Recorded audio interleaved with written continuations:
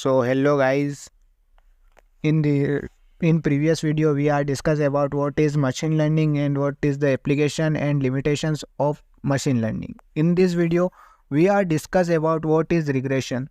तो चलिए शुरू करते हैं. What is regression? Regression एक ऐसी प्रोसेस है जिसमें हम पुराने डेटा के हिसाब से न्यू डेटा को लेकर प्रेडिक्शन में कर सकते हैं. तो a regression is the machine learning process in which used in supervised learning. ये सुपरवाइज्ड लर्निंग का यूज़ करती है.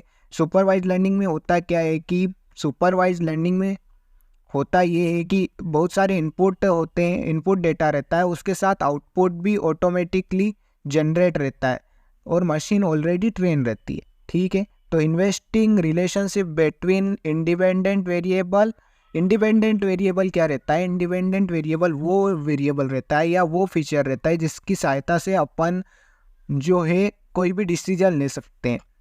Okay. Of features, independent variables of feature और dependent variable as a outcome. तो डिपेंडेंट वेरिएबल वो रहता है जिससे हम डिसीजन लेते हैं. डिपेंडेंट वेरिएबल हमेशा इंडिपेंडेंट वेरिएबल पर डिपेंडेंट रहता है. तो डिपेंडेंट वेरिएबल की मदद से हम हमेशा डिसीजन लेते हैं और इंडिपेंडेंट वेरिएबल वो रहता है जिसकी मदद से जो कि सहायता करता है डिसीजन लेने के लिए या प्रेडिक्शन लेने के लिए. तो चलिए आगे की डेफिनेशन पढ़ते. अस प्रेडिक्टिव ये काई में यूज होती है. It is a method as predictive modelling में यूज होती है. और उसके बाद this in which algorithm predict continuous outcome produce करने के लिए यूज होती है. ठीक है. तो in this could be used to predict as historical data. ठीक है. हिस्टोरिकल डेटा के हिसाब से जो है कंटिन्यूस आउटकम प्रोड्यूस करती है, फ्यूचर के कंटिन्यूस आउटकम या कंटिन्यूस आउटपुट प्रोड्यूस करती है. ओके. चलिए इसके ऊपर एग्जांपल भी डिस्कस कर लेते हैं. तो एग्जांपल ये है कि इसमें क्या होता है कि जैसे कि कोई भी सेल्स वगैरह शॉप वगैरह है तो वहाँ पे पिछली सेल्स के हिसाब से ये प्रेडिक्शन लगाया जाता है कि न्यू सेल्स कितनी होगी. तो वही एग्जांपल यहाँ पे.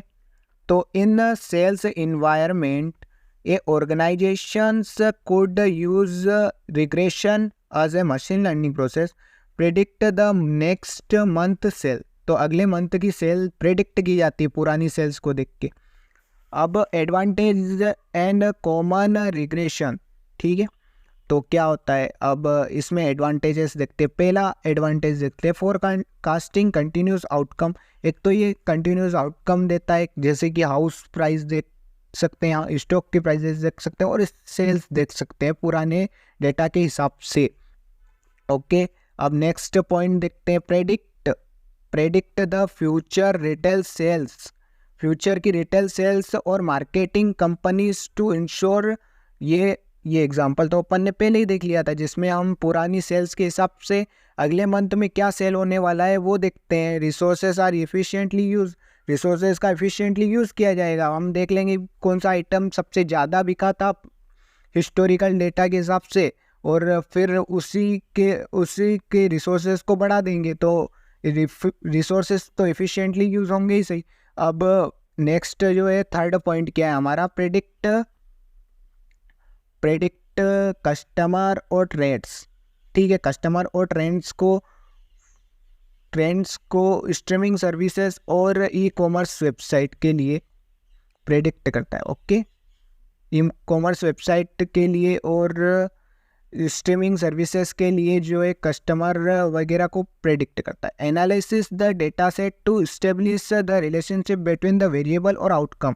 वेरिएबल क्या? Independent variable. और आउटकम कौन सा? जिससे वो डिपेंडेंट वेरिएबल जिससे वो आउटकम जनरेट हुआ है. ओके. तो ये उसकी रिलेशनशिप को बताता है. ओके. अब नेक्स्ट पॉइंट डिस्कस करते हैं. Next point is predict interest rate और स्टॉक प्राइजेस. ठीक है. इंटरेस्ट रेट और स्टॉक प्राइजेस को प्रेडिक्ट करने के लिए यूज होता है for variety of factors. For variety of factors, बहुत सारे फैक्टर्स के हिसाब से इंटरेस्ट रेट और स्टॉक के प्राइजेस को प्रेडिक्ट करने के लिए यूज़ होता है। Okay, so creating time series visualisation, इसमें भी यूज़ होता है। Thank you for watching this video, hope this video is informative for you. So मिलते हैं नेक्स्ट वीडियो में।